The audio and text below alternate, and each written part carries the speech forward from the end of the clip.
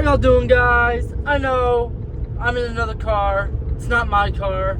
I'm doing another how-to video because I think it's fun to make these. Today's plans, we're going to be changing the coil packs and plugs on this 2009 Scion XB. This is the car that we're working on today. It's a 2009 Scion Cube.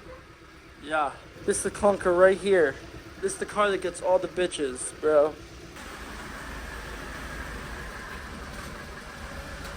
It's always good to know what tools you're going to need going into a project.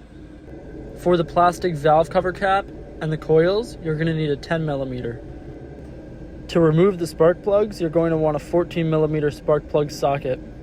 You're also going to want a good working 3/8 drive wrench. Last but certainly not least, you're going to want an extension. Don't be like me. Just find yourself a 5.5-inch extension. We're going to be taking off the plastic valve cover that covers the real valve cover.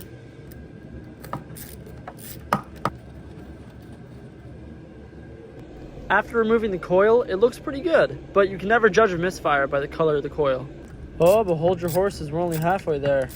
Now I'm using my spark plug socket to remove the first spark plug.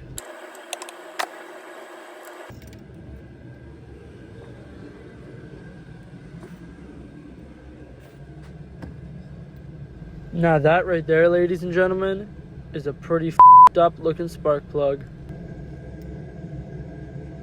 Here's a side-by-side comparison just so you can see how far gone the spark plug really is.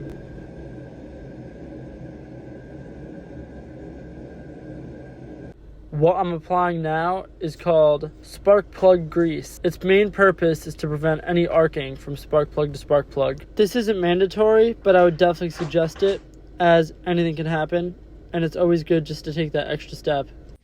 As you can tell from this video, I'm installing the first new spark plug.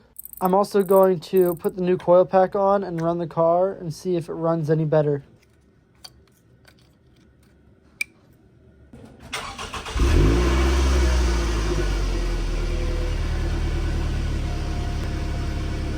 That was only after changing one, and it seems to actually be running pretty good, but just to be sure, because of how bad that first one looked, I'm still going to go ahead and change the rest of them.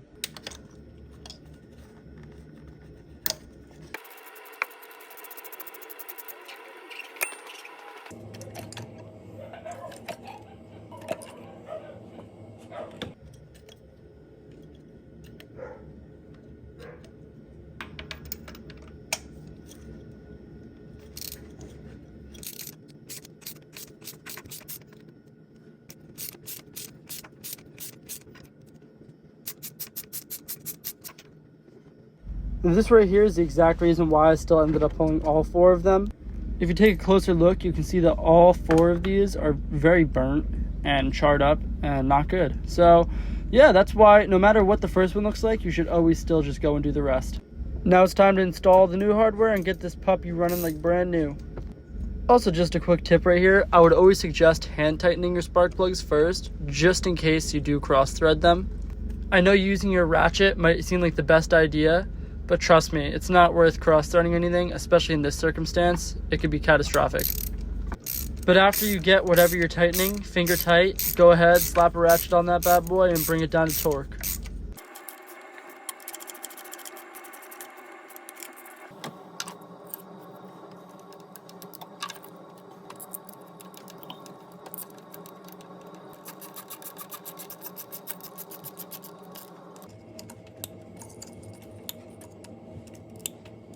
So now with all the spark plugs and coils installed, we're going to start the car back up and make sure everything's running smooth before we go and put the plastic cover back over it all. Now what I'm looking for here is just making sure that the RPMs are holding steady, the car's not jerking around, and that the engine light is no longer flashing. Now that we've made sure that the car is running right, we can go back to reinstalling the black cover. And after this, we're going to go take her on a little test drive to make sure that she's driving nice and smooth. Just so you guys have an idea of what you're going to be changing out, it's 4 coil packs, 4 spark plugs, and 4 O-rings. The O-rings come with the coil packs. Alright guys, so we just got the car to the garage. I'm taking out a little bit of a test drive, making sure that the RPMs aren't bouncing, that the engine light isn't flashing, because before I did all the spark plugs and everything on the thing. the engine light was flashing continuously, even at idle. Right now I'm going about 40 miles an hour. RPMs are holding. Engine light's holding. Engine light was on previous too, before the misfire. The engine light was on. But the engine light's not flashing now. Everything seems to be driving pretty smooth. So I call that a job well done. Also, I'm going to take this time that I have right now to thank you guys for all the support that you've been showing me. And also I want to fill you guys in on a little bit more of the content I'm going to be doing. I plan on going back to my normal content as well, talking about the Miata, showing you guys the build, going over the Subaru and the Z, because I enjoy doing that stuff, and I know you guys enjoy watching that too. But as a thanks to you guys, I'm also going to keep posting these little mechanic videos in hopes that maybe I'll be able to help out a few of you guys. But with all that said, I think this is where the video is going to end. Don't forget to smash that subscribe button, smash that like button, and leave a comment. Shaggy Media out. Have a good night, y'all.